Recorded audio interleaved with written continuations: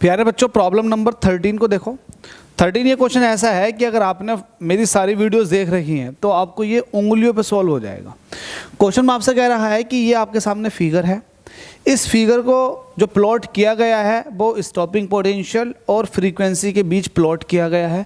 तो आप एक चीज़ बताओ, आपसे कह रहा है कि इन दोनों मेटल सरफेस के लिए पहला पार्ट ये है, why is the slope same for both lines.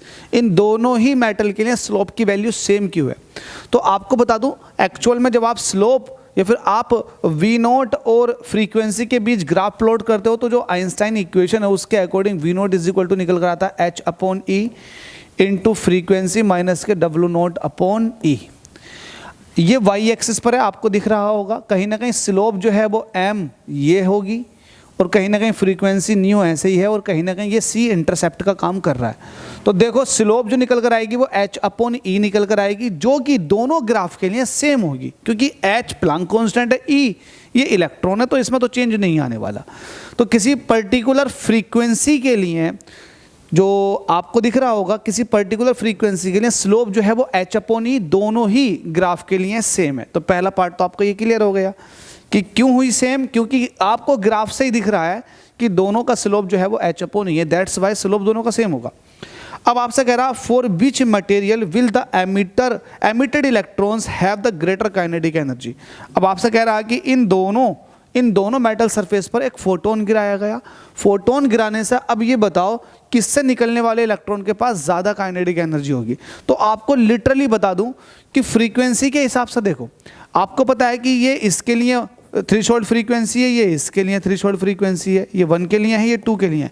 तो थ्रेशोल्ड फ्रीक्वेंसी का मतलब क्या है? मतलब ये है कि जिसकी थ्रेशोल्ड फ्रीक्वेंसी ज़्यादा होगी ना तो उसे ज़्यादा एनर्जी का फोटोन चाहिए सिर्फ और सिर्फ वर्क फंक्शन करने के लिए।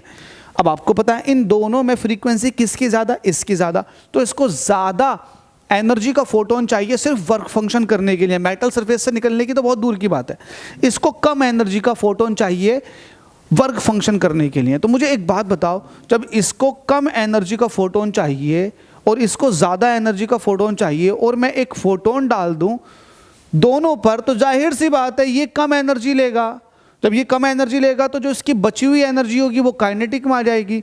ये ज़्यादा एनर्जी लेगा, ज़्यादा वर्क फंक्शन लेगा, तो कहीं ना कहीं इसके पास काइनेटिक एनर्जी कम होगी, क्योंकि इसको सिर्फ सरफेस तक आने की नहीं ज़्यादा एनर्जी चाहिए, इसको सरफेस तक आने के लिए कम एनर्जी चाहिए।